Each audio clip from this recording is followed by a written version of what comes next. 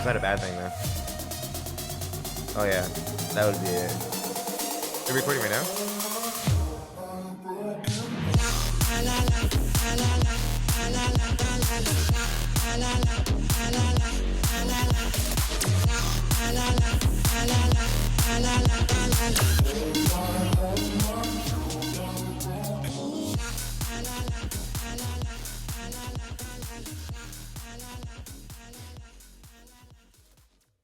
So, what the fuck is up, man? Oh yeah, 11:53. Not much. On a Thursday evening here in beautiful, foggy San Francisco, California. Always foggy, always gloomy, but never down. Always head So- up. Let me introduce you. My bad. Hello, everyone. Welcome back to Escape from San Francisco podcast. My guest here is a special one. We did a Christmas special a while back. We just tried different beers and just got really drunk and talked about Christmas stories. Pretty much. That was the height of the quarantine, and we're bored, had nothing else to do, so pretty fun time. I wanted to bring him on, have a regular episode with him. He's one of my good friends out here in San Francisco, all the way from San Diego, California. From what is the area code out there? 619. The For 619. true San Diego 619. 619. The real. I thought it was 619, but it reminds me of Rey Mysterio. Mm. One of my favorite wrestlers of all time. But without further ado, I want to thank my guest, Luis Leyte, for coming on today and chopping it up with me on, like I said, a Thursday evening. He was graceful to come on and share a drink with me. And what are we drinking today? What is this? I don't have too much of it anymore, but it's a really poor attempt at making snake bite. But we got some Magners in here and some Guinness. I'm not so good at layering, but hey, it goes down anyways. It's one of the most delicious beers I had. It's cider with Guinness. Yeah. Can't beat it. No, good stuff. So, what I want to say is, how is it living in San Francisco from San Diego? Those two different, way different culturally. Oh yeah, no, for sure. Geographically, the weather is way different. The people are way different. Well, what is it about San Francisco that you like? Nah, I like that I don't have to have my car. I mean, I love driving. Drove all the time. Love it. But there's something really cool about not having the responsibility of an upkeep of a car or even just doing anything with the car. I mean, I love getting my hands dirty and whatnot, but it's cool just walking down the block, we're going to go to the restaurant. We're going to go down the street, do whatever. Walking around, taking the public transportation out here is just a lot better, It's great. So it's cool, but you're right. Food's different. We don't do that rice and bean shit. What is the rice and bean stuff that you're talking about? Okay, so if we order a burrito, it's a whole debate. If we talk to a lot of different people, it's going to be a whole different thing. I mean, I love rice and beans. I'll put rice and beans in anything on my plato, do whatever. But, we don't always have it in our burritos. I can order a burrito and get rice in it or get beans in it, sure, down home. But we don't really do that. I don't know. There's so many debates. People say, people up here just don't know how to marinate their meat or do whatever. I don't know. I mean, I'm not one to always talk about how San Francisco has the best Mexican food, because it clearly doesn't. And I know I'm biased because I'm from Central California, and you're biased because you're from Southern California. True. But yeah, I will fight for rice and beans in a burrito, though. If you're gonna have a super burrito, you gotta have rice and beans. I don't know how you have. You see, no. That's the thing. Though. You go back to any taco shop, whatever, down there.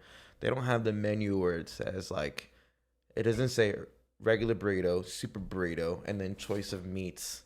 They don't do that. It's just you're getting a carne asada burrito. This is the menu that says burritos, and it's gonna be carne asada, adobada, carnitas, and then everything else in between. Whatever their choice of protein is gonna be, they don't categorize it by starting off as either a regular burrito, a super burrito, you'll have just your regular burritos and stuff, but you can add in your sour creams, add in your this, add in your that. And the sides, you can do rice and beans if you want. So I'm not saying that that's a bad thing. It's just not. It's just not like the first thing that's gonna be part of your burrito. This isn't Chipotle down there. What do you miss about San Diego then? Besides the rice and beans not in your That's the burrito? rice and beans. Temperature and the beach. Temperature and the beach. I mean, like there's an ocean beach here in SF. There's an ocean beach back home. Shout out to OB, Screwball. What?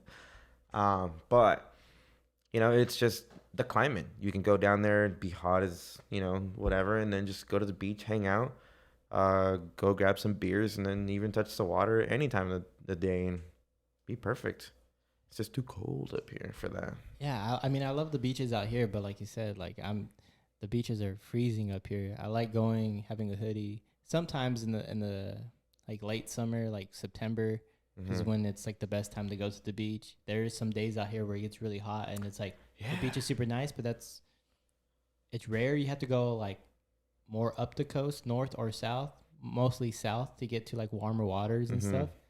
But out here in San Francisco, I don't know. I guess I don't hang around certain people where it's like it doesn't feel like a beach town. It doesn't feel like a beach city at all. Right. Like not up here now. There is parts of it where it's like, yeah, it is a beach. Like there's there's it's water. A beach city. There's water, surround us for the most part. Yeah, we're surrounded by bays in the Pacific Ocean and stuff. But there's like parts of like the city where it's people.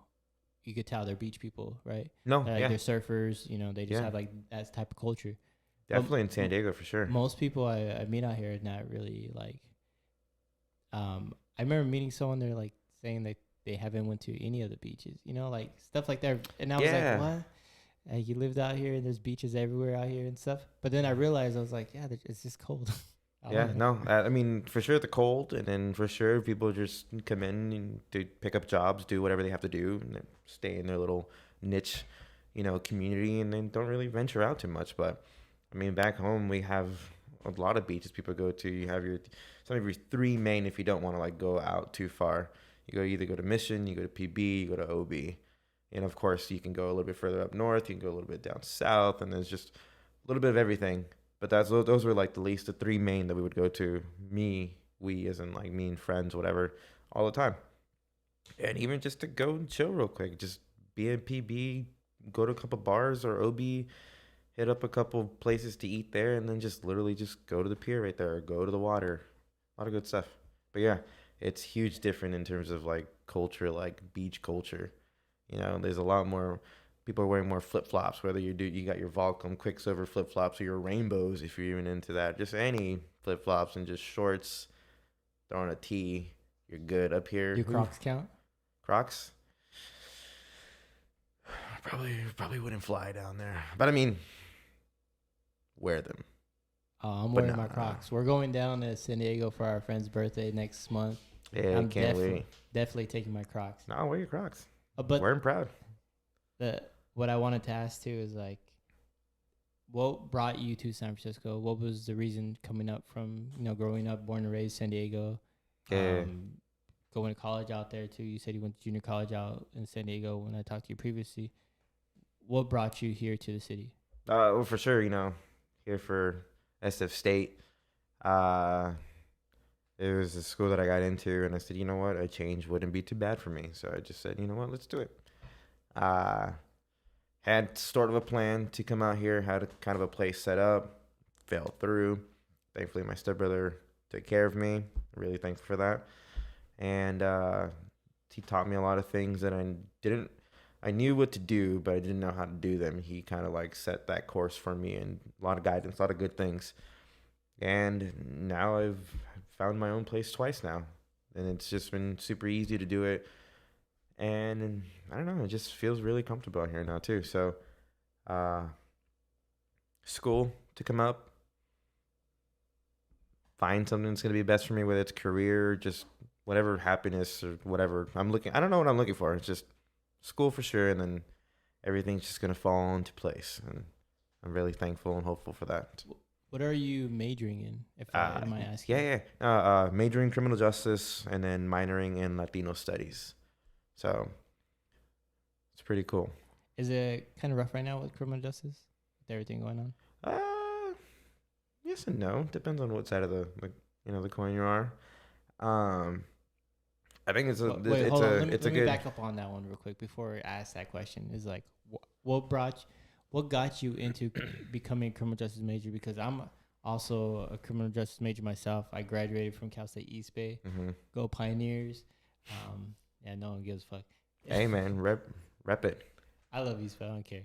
I know what got me into the major, and I graduated 2016 Hmm. around that time from Cal State East Bay. But I got into criminal justice with the hopes of becoming a probation officer, and just never follow up on that. But when I was in school, I had, it turned me off to the criminal justice system entirely. So like, Hmm. I'm thankful that I got the major, but at the same time, I realized like I think I needed to go through that in order to get to the position where I'm at now. But for you, what was the driver motivation to major in criminal justice, and how do you feel about it today?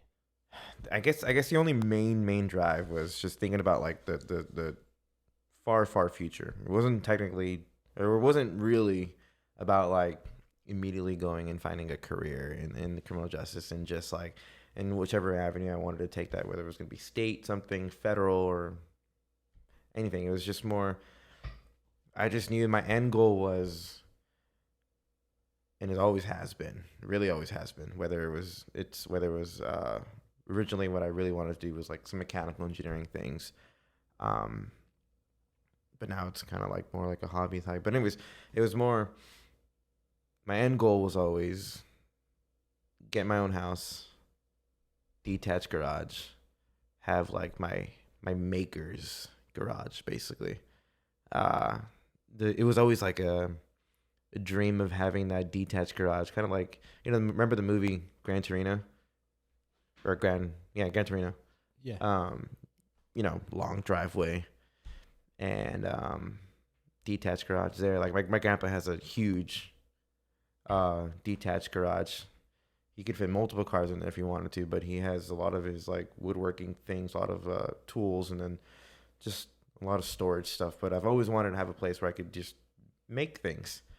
Um, I like doing things with my hands, making things and working on cars, and that was always my end goal. I didn't really care how I got there. Like I can be super passionate about a lot of things, but my end goal was always just to just kind of get there. And my family is law enforcement for the most part, a lot of federal. Um, so it was just something that I was really used to, really like around, situated with like just family friends and growing up the entire time. So it was something that I was familiar with, and I figured that I could also follow in those footsteps and do that. And they do have some high earning jobs, so if I could do that, get into something similar to what they do, earn a lot of money, save a lot of money for the most part, and then just kind of get to that goal. That was like my biggest motivation. And as for like stuff around that politically, what's been going on lately, especially just like the past year, uh, it was always a good thing. Especially like when in 2019 too, like some of my favorite professors, um, they're always talking about like we are the future. Just the positivity of like us coming in as a whole new mindset of people who think differently, who question. We need questions. We need arguments from both sides, not just one side. We need the rights and the wrongs on both sides, whether we believe it's right or wrong. Like without that, there's no change. And just thinking more positively, like it's just a lot of the classes where they ask a question of like, okay, so they would ask a question saying like, what do you see wrong in today's system or whatever. People would scream out saying, the system is rigged, there's this is that. And for the most part, I just kind of stayed quiet. I didn't really know how to talk because I didn't really know how to talk too much, just because politically in San Diego we're mostly conservative. And being up here, being super democratic, there's just a whole bunch of different viewpoints that I didn't really see normally, at least in a lot of the classes back home. And I didn't know how to speak. It's not like I was technically afraid of like speaking out, because I'm not afraid of like talking about what I feel. It was just more so I didn't know how to react, I guess, and that kind of just like left me in a daze, or just like just unaware of like how to approach the situation without seeming to be like I was somebody who I wasn't, in terms of viewpoints and what that. But I don't know. I still believe in that. I still think it's going to be good, and you definitely need a different mindset to come in. I hold my values, people have theirs, and I don't think that anybody's technically wrong. Um, Whether you believe in whatever you believe in, that's all you. I can't tell you how to live your life. It's not up to me. But having those differences is a good thing, so we can all make progress in that. But we'll see. We'll see if I follow through with that career, and go through with that. Um, I don't really know. I like what I'm doing now, and I'm just kind of still thinking about that end goal, getting that garage. And I mean, those are great goals and lofty expectations that you have for yourself. And that's something that I think if we're more realistic with ourselves when we're younger of what we wanted to actually do, we wouldn't have to settle for things that we didn't want to do to get what we want. True. And so the pandemic has really showed me basically not to sacrifice things I really don't want to get something I want, because it's never guaranteed, because that could easily be taken away from you. Oh, for And sure. it opened up my eyes a lot to what I really want to do in my life. But majoring in criminal justice for me, just to interject a little bit, Mm-hmm. I think I got a way different set of education, because out here, I think most of my criminal justice major professors were liberal, and I didn't realize until I got here, or actually went into the major, because I was not a criminal justice major at the junior college level. I was a liberal arts major. And when I got into criminal justice major, I didn't realize it was very conservative and very like political, and I just was naive to a lot of that. But a lot of my professors, you could tell they're liberal. Just like, just you just tell, you know. No, for I sure. had I really truly had one teacher that was like a staunch conservative, that was like a Berkeley professor, and he was like one of my law class professors, and he was like, he made it known, like, you know, he Mm-hmm. made it Yeah, yeah. known every time. And it was just like, I wanted to get a teaching, um, you know, Perspectives, yeah, so viewpoints. Yeah. viewpoints. But I'm not talking about diverse and like ethnicity. I'm talking diverse viewpoints. Mm-hmm. But the good thing about East Bay was that it was a very diverse school population and also staff population. I had very diverse professors. I had a professor that was from Argentina, that was like born and raised there. I had a professor that was Indian. I had a professor that was Mexican. I had a professor, you know, all different types, and that's like very rare for some people to get a very diverse ethnic Mm-hmm. and cultural background of professors in one major.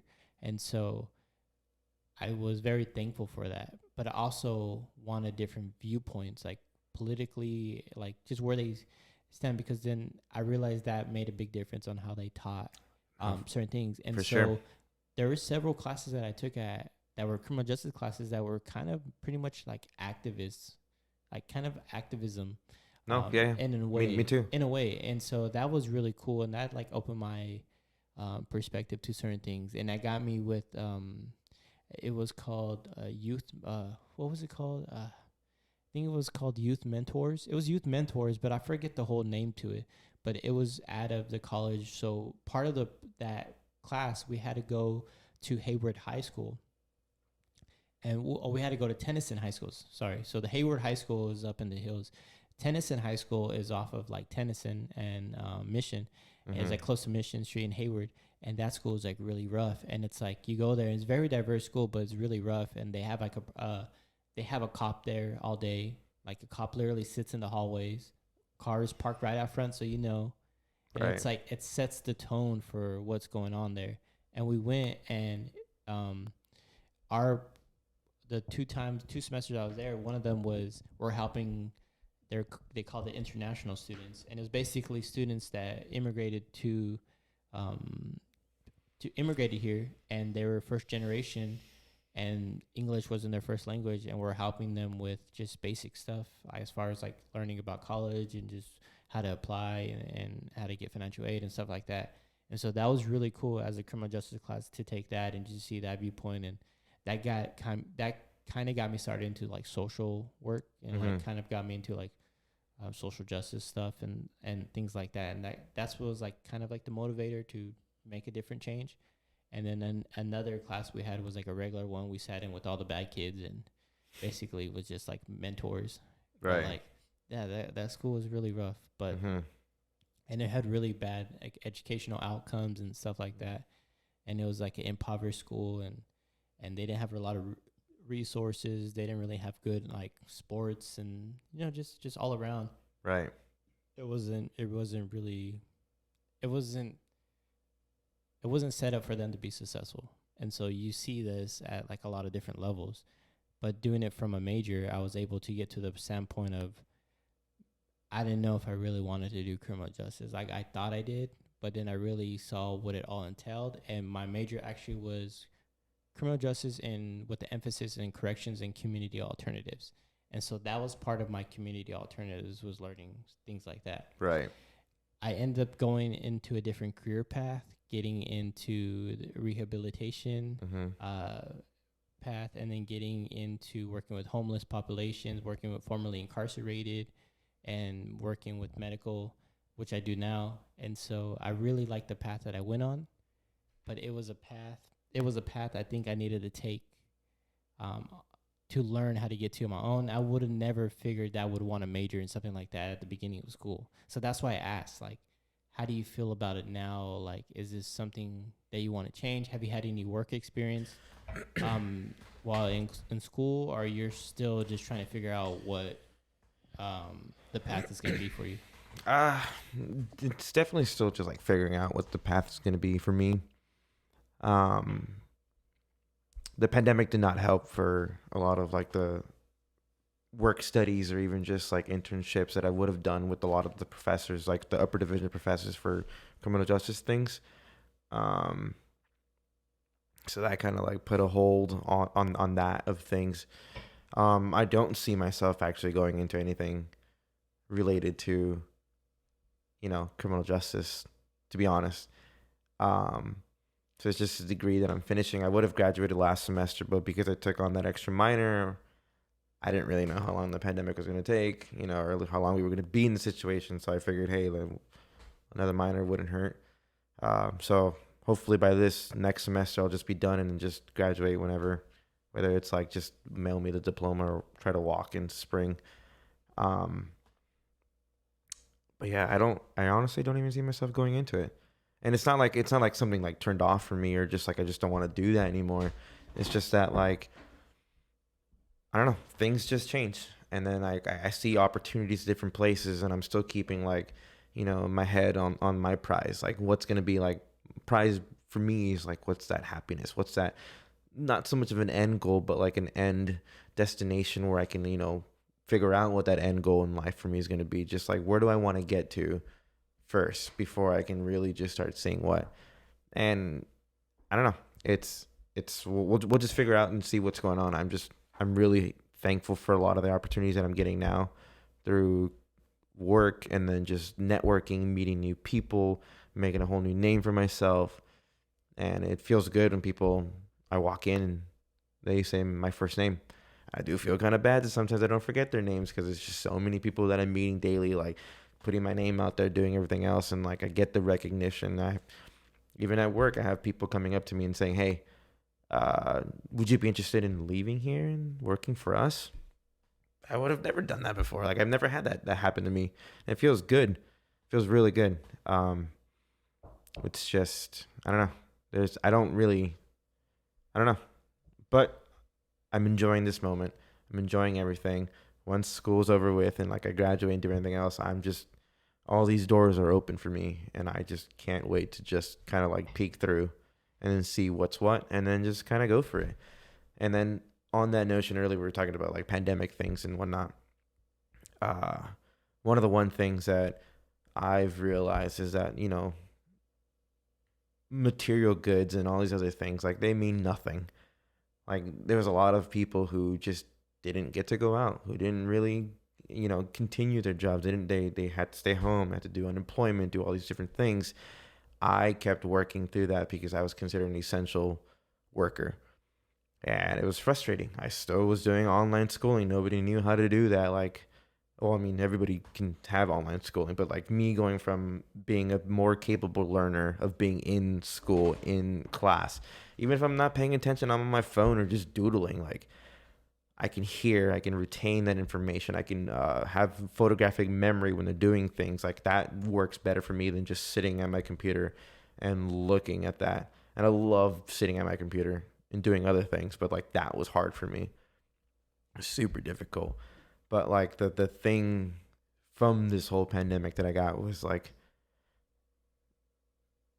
have I taken the time to just enjoy life for what it is? Like I'm hustling, trying to get to my end goal, hustling to do this, hustling to do that. When's the last time that I was like, you know what? Let me make time for this. Let me put down this beer, put down going out with friends, put down meeting up or doing this, finish my homework earlier, do, not stay extra at work. When do I just say, hey, it's me time? I'm going to go for a walk to the beach because I want to see the beach because I miss the beach from San Diego's. Or when's the last time that I said, you know what, I'm going to do this because I want to do this? Or when do I take off my headphones when I'm on the bus heading to work, heading to school, and just open up that book that I told myself I was going to finish reading? Still sitting there collecting dust. I have not allowed myself, or I don't want to say forced, because I could choose to do whatever I want whenever I want. I haven't allowed myself that opportunity to just live the little things. And like that's the one thing that I see. Like I kind of just like I'm in that idea of keep moving, keep hustling, which is great. But when's the last time that I really stepped back from that? Just kind of like took a breath and just realized how far I've gotten. Walk to the rose garden, see the flowers. So you said like, when's the last time you just like ask yourself if you just enjoyed life? Like, yeah, there's a lot of people who just realize, like, hey man, I'm doing this 40 hours a week, and when's the last time I took my kids to soccer practice?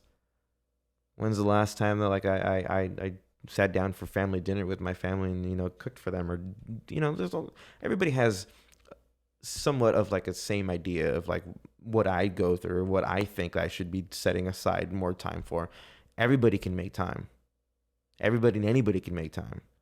But do you want to make time? How do you make that time? And like I think this kind of like really allowed people to just step back and kind of think about that. I want to segue off that a little bit and ask, since we're on this topic, when you went to school, did you do it for yourself or did you do it for others? I won't lie. It was probably for others, but also I just wanted to see it through. There was a lot of things where like I felt like I didn't see it through, but I have people who are telling me that they were proud that I was like doing everything on my own, doing this on my own, whether it's a long journey or not. Like people have the opportunity of finishing in 4 years, doing this, doing that. I just kind of went on my own route. Had my ups, definitely had my downs. I'm not afraid of talking about my downs. It's been a long journey, and it was making myself proud, saying like, hey, even though you had your bad days, you're gonna do it. Just get that little paper that might cost you $1 billion, but hey, it'll be right here. That's the best place for it. That's the best place for it right here. No specific frame or anything. Just Scotch tape right there. When I graduated, I got my degree. I gave it to Mom, and I haven't seen it since. I have no clue where it's at. Mm-hmm. I hold on to my junior college degree more than my I don't even know where those are. I have like 3 of them apparently. Yeah, I have like 2 or something like this. I like those more. But no, you ask a really interesting, question. Is like, when have you step back and ask yourself, when's the last time you really enjoyed life, just in general? And through the pandemic, I was struggling with trying to not be so stressed out and be scared because everyone was scared. You know, where Yeah, I everyone's look back. I scared. look back at myself and I'm thinking Everyone, like, why was I acting like that? I know, I Pendejo. too much, like just doing too much and just being just overly scared of everything. But Yeah, at the same time, just being cautious it was was not definitely bad. cautious. It's Yeah, it's not bad to be cautious because not at it's all. like you're trying to protect yourself and protect others. And then, especially myself, I had family members. Like my dad got COVID really bad, and he was in the emergency room for a couple Hmm. weeks. You know, like I remember that. Yep. it could have been really bad. Like, and so We're thankful it wasn't. thankful, yeah, thankful. Hmm. He never got on the ventilator. You know, never. But he was close. But Yeah. it was like. But then I also know people too that lost family members due to COVID and stuff. So Yeah. That I know it too. wasn't all like for nothing because there was a reason to be scared and there was a reason to be stressed and be cautious. But it did help. I remember we had so much time working from home and just I was just like, man, bored because I wanted the time, I wanted to do things, but I just didn't have nothing to do because like it was like what could you really do during that time, right? And I really didn't utilize it. Now that everyone's going back to work, everyone's going back to the office or doing whatever, and it's just like, damn, I wish I had that time again. But it's like when you had that time, you wish you didn't have that time, Well, here's the thing. Like this is one moment during the whole pandemic that I remember. Uh, One of my housemates downstairs. We were outside. He brought home extra meat from his restaurant. He was cooking us dinner, and it's just me and him outside. He's burning the wood, getting it ready, making all the charcoal and whatnot, just to prepare for the meal. And he's telling me about a recent trip that he took, and I was like, dude, that's pretty dope. You know, the trails are nice. You probably saw the ocean. You got to see some nature. Breathe in just raw dog in the air. Just breathe in natural air and enjoy the moment. You enjoy that nature. Like that must have been really cool. I want to do that. Why don't you? What do you mean?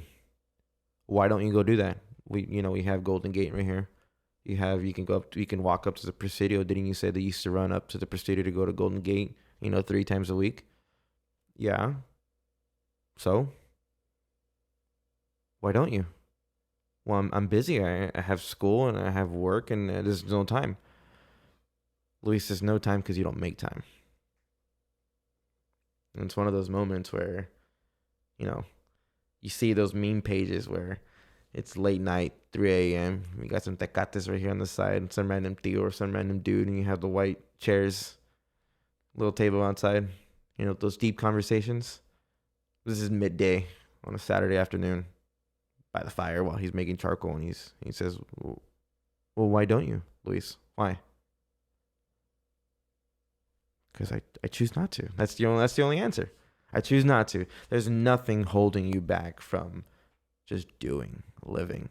It's just you prioritizing things or looking at things, and I think that was like one of those like awakening moments, where it's just like, oh damn, I for I my don't. for myself, I was always been terrified of flying. I deal with anxiety and stuff, and it's like a lot of times people don't realize what other people are going through because they see only what they want to, what people want them to see through social media or even in general, like in life and stuff. If you have friends and stuff, you might see the outside of them, but you never know what's really going on.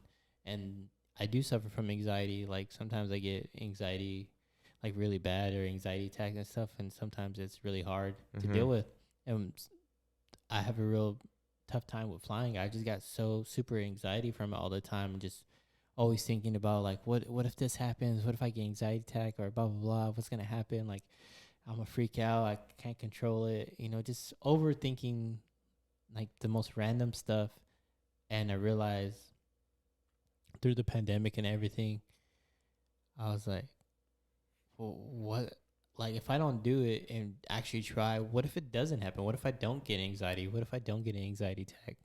Like, I'm just holding myself back for nothing.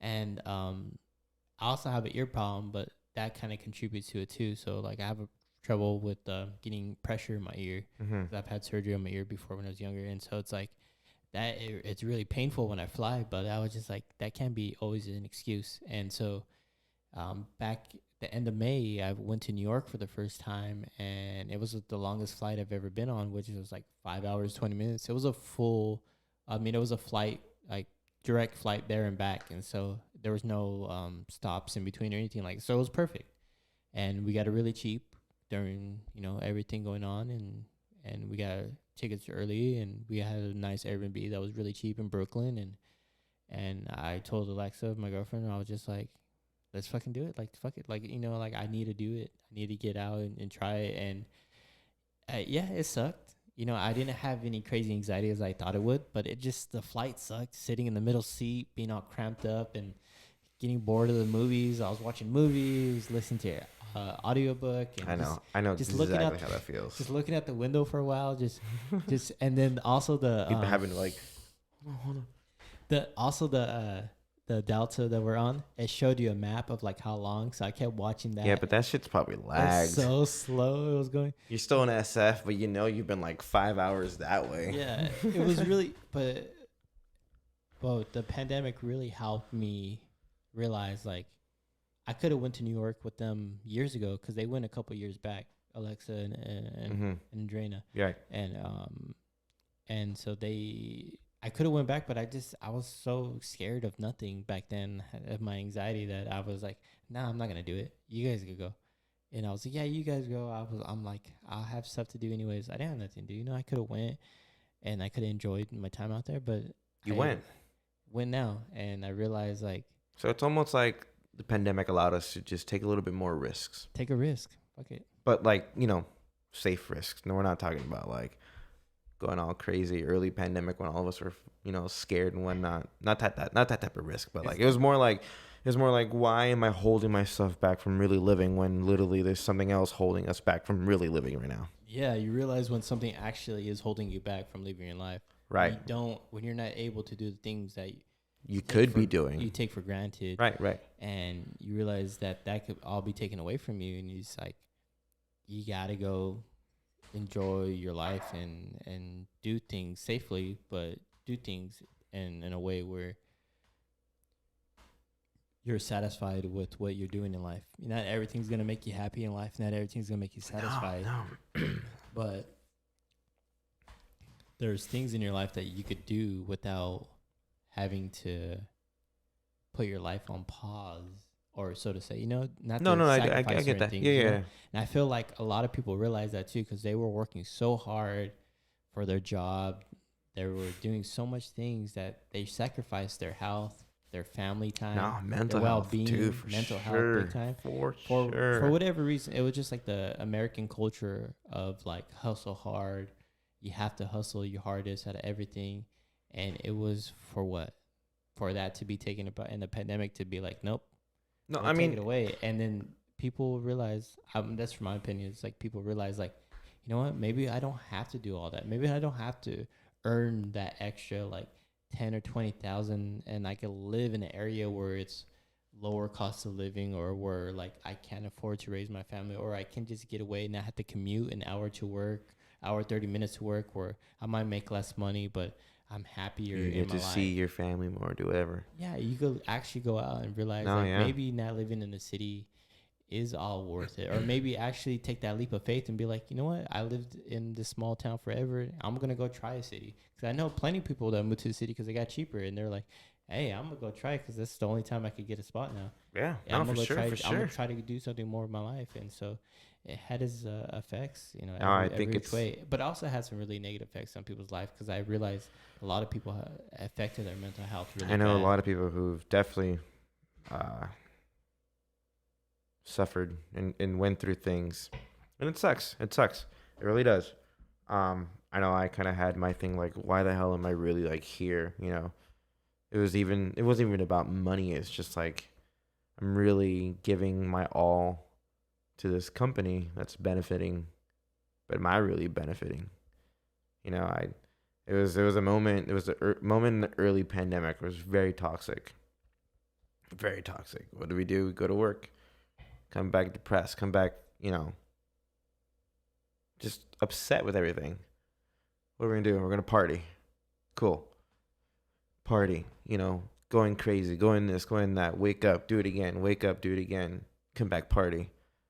It was never like a moment of serenity, even if you will, like just a moment of clarity, of just healthy well-being. It was always just like, what's next kind of party. Let's just get through it. It's gonna be over in 2 weeks.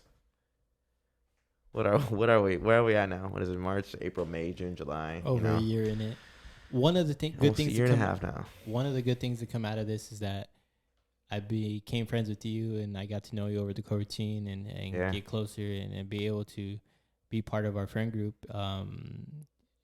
because of my roommate Andrena. That's you are dating my friend, and so it was really cool to have our own little quarantine little group family. Yeah, our own little quarantine friendship. We're each other's. We confide in each other. Yeah, we had our own Thanksgiving. We had our own Halloween party. We little Christmas thing too. Pretty much had a New Year's. Yeah, we did all the major holidays all together. This was the first year I didn't go back and celebrate with all my family. Usually I go back home and stuff. Yeah, and so me too. This was my family here, and we got to do it as a group. And now the one thing, little small thing, and that was really cool to experience. Yeah, no, and it was always really cool to know that, if we talk about the early time, we had a lot of trust in each other between us four. I remember the moment where I was afraid because I got told at work saying, "Hey, you have to take 14 days off." Why? You were in close contact with somebody who's positive for COVID, and we're like, what? All freaking out. And then I was really scared to tell you guys. And I told Andrena first, and I'm like, I'm going to tell them. I'm just told you because I was just really, afraid. But then I told you guys, and you're like, how do you feel? And we went through this, and then it was, after that incubation period, did this and that, but we were still just very cautious with each other. And then, if anything, you guys were more cautious for me because you know that I am, a little bit autoimmune deficient there. But I don't know. It was just a strong bonding moment because at the end of the day, we were always looking out for each other. We knew that if we were going to do things, don't do it selfishly because it's fun immediately. At the end of the day, we were always looking for each other, with each other, to just make sure that us, the little family, us, stayed safe. And that was really important, and it was really cool. And I know you guys thought about me too, which is even how do you be grateful for that? You just can't. You're just always super, super thankful. And that's what Yeah. Just doing the right thing. We just trying did to trying to keep each other safe. And, yeah. And making sure that we got through to it, and looking for outcomes. And I can't imagine what it'd be like to spend you're going into year 2 of your schooling in a pandemic. And I can't imagine what that must feel like. I feel like a lot got taken away from that experience. Oh, for sure. Because my senior year wasn't the greatest in college because I felt like I was done with school. I was working full time. So I just wanted to get done. So I could just graduate and just continue working. But my junior year was really fun. It was really cool, different experience, and had a real college experience at that time. Yeah. And so I feel like that kind of got taken away from all the college people that, or even high schoolers too. Yeah, high school kids didn't get. I can't imagine, didn't get grad night. You don't get to go to Disneyland. All that stuff. Our school screwed us over. We went to Six Flags. Somebody forgot to apparently sign us up for the Disneyland stuff. I was pretty mad. But side note, I just have to say now. It sucked because, Disneyland was tradition, whatever. Get over tradition, things change. It sucks, but at the end of the day, we got to go somewhere. We went to Six Flags. The one thing I was pissed about, I was always a big boy. I was always in the husky section. I always wore bigger than, most people would because I was just a big boy my entire life. But the dress code was so serious. Our counselor was like, man, look, guys, if you ain't following this dress code, you ain't getting on that bus. Button-up shirts, whatever, polos, gotta look nice. You're representing our high school. Represent. Be strong. I never wore like dress shirts or polos because I was always a big boy, and I always felt like I was always like, and then you can see my lonjas and my moobs and everything in between. I was always so insecure and embarrassed, and I freaking wore that. I wore something, and I was so uncomfortable, but I really wanted to go and be there with my friends. I get there, nobody's freaking following the dress code. Everybody got on the bus, and I'm there wearing my shirt like a good little kid, good little duck following the line. I was so mad. Do you mind Let's talking go back. Let's go about back. your health journey on like do you mind talking about how big you were at your biggest No, not at all, not at all. and like what your health journey was like and what got you to change Oh yeah, your no, diet and no, everything? yeah. We can talk about that. Um, biggest is probably two. Oh, I didn't push three. Didn't hit those. Didn't hit those. The big three. You know, shout out Ice Cube, big three, basketball. If anybody knows. But anyways, I didn't hit I didn't hit the big three, but I was close. I was real close. I could have breathed on it. And you could see my breath on the glass right there with the big three. Um, being a big guy, you kind of come into a couple problems, and I kind of had trouble breathing while I'm sleeping sometimes.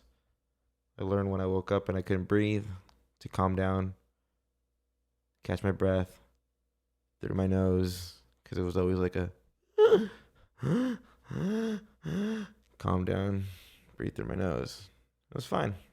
Telling myself it was fine. It wasn't until I had a really scary moment where I couldn't catch my breath and I knew how many seconds I had left until I either passed out or it could be worse. You never know. I went over there, knocked on my sister's door. She didn't answer the door.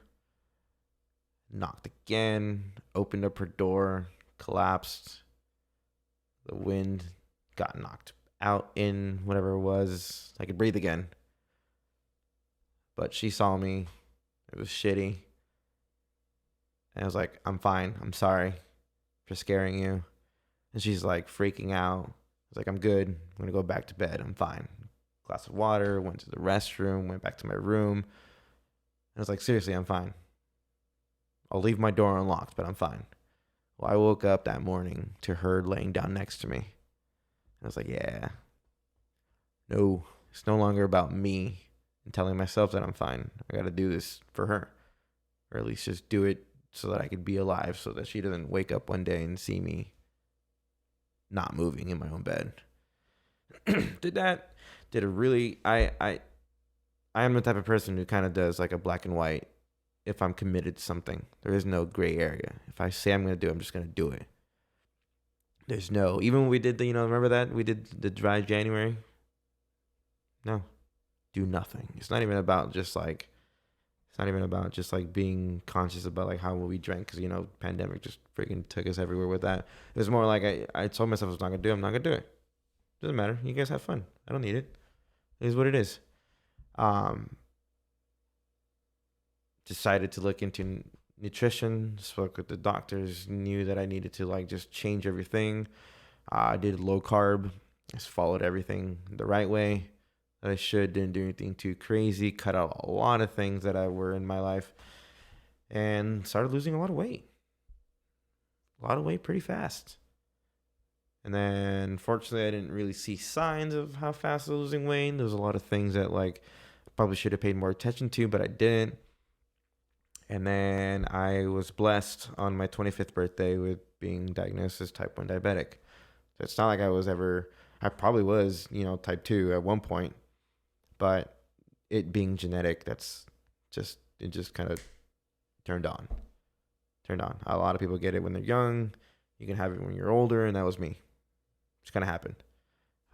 Probably was a shock to the body, whatever scientific thing you want to go about and what it is, but that's what happened. I lost a lot of weight. I'm definitely down at least half of my weight of what it was before. And it's been easy taking, having it off because I just have a strict diet. And it's cool and all. The one thing that I hate is when people come up to me and they say, I'm really sorry. For what? it's like annoying, I guess. It's like, why are you sorry? In your situation, it's like, well, I could do everything you can. I'm not anything different. I just take care of myself a little different than you do. But it's been good. Today I had a low, and I had M&Ms. I haven't had M&Ms since I don't know earlier this year. I was like, ooh, what chocolate am I gonna get today? Not that it's a good thing. Always take care of yourself, but in this specific moment, I was like, I need sugar now, and I had some M&Ms. So at the end of the day, I did it for the right reasons. Things just kind of happened. You just kind of roll with the punches. I'm still thriving. I'm still happy. I still have my goals. Nothing changes. You just learn to move different, live different, think, feel, everything in between different. And it's just what it is. It's all good things, though. It's all good things. Yeah, I can't imagine what it's like being diabetic, type 1 at least. Mm-hmm. My grandma's type 1, and so like I grew up with my grandparents and knowing what she had to do for her diabetes all the time, and always trying to check up on her and making sure she's good and stuff. So like I understand, being around someone that's type 1 diabetes, it's not always the best, and you have to dose for a lot of things, and just some things that you just can't do, and you learn that. But your journey from where you started San Diego, and you started junior college out there. You made your way out here to San Francisco State, and you now secured your spot here in the city, and I'm not leaving. You love the city, and insert that quote from Wolf on Wall Street. I'm not leaving. Yeah, man. Yeah, that's exactly what Phil. I mean, I love the city too, and I love the people here, and getting to know people that are born and raised here. It's been really a blessing, and seeing the city for what it is, and not seeing it through a different lens. It's really helped me just love the city even more and want to give back and help as many people as I can. And I appreciate you, all your accomplishments, and I can't wait for you to graduate. Yeah, no, me neither. Me neither. Figure out where you do in your career and what lines you go. And if you ever need help, I'm always trying to give you advice and give you help as best I can. But I want to thank you for coming on today and sharing your time, and your space with me, and allowing just having a cool dialogue and cool conversation, man. Hey, man. So I appreciate you. We can do this anytime, every time. Anytime, every time, man. I appreciate you. Thanks for watching, as always. Thank you.